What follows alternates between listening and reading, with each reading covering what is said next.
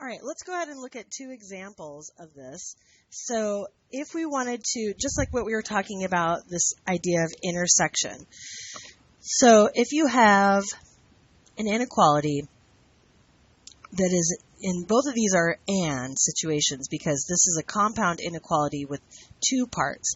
If we want to graph this, this is basically saying x is in between negative 10 and 15. So on our graph, we could start with negative 10 and up here is 15. What should I put on the negative 10? Parenthesis, right? Because I'm not including the negative 10. Up to 15, I'm going to use a bracket, and we're shading everything in between. So that interval is from, negative 10 to 15, and that comes directly from the graph.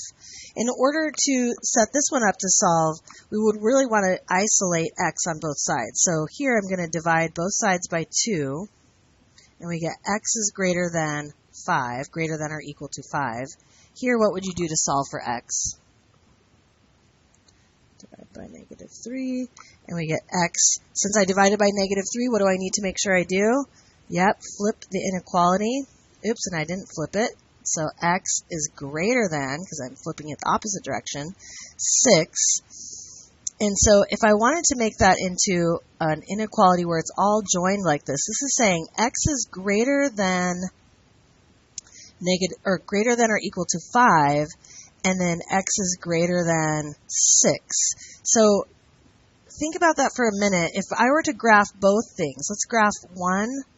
Here's x, here's 5, greater than or equal to 5. Okay, and then if I graph in a different color, x is greater than 6. Where is this double shaded? Yeah, so it turns out that because I'm having the word and, if it was or, I could start at the 5. But because it's and, I can only use the places where it's double shaded. So my solution is actually just 6 to infinity. 6 to infinity. You see that? Okay. Now, if you have a 3-part inequality, the goal is really just the same, is to get it to look like this. So what could we do to get rid of everything next to the x? We could, and we're going to basically do it to both sides because we're really solving two different inequalities at the same time. So the first thing I'll do is subtract 6 from both sides. I get negative 9 is less than or equal to 3x, which is less than 6, right? And what would you do next? Divide by 3. So you get negative 3 is less than or equal to x, which is less than 2. Okay? And since we know this is a 3-part inequality, these are always going to be and statements. And if I graph it on the number line, this is negative 3, this is 2. I'm using greater than or equal to and less than. And so here's my graph. From the graph comes the interval, so negative 3 to 2. And then from there, you could really put this in set notation, x such that, this just because I ran out of space, I'm just put that in the set builder notation there.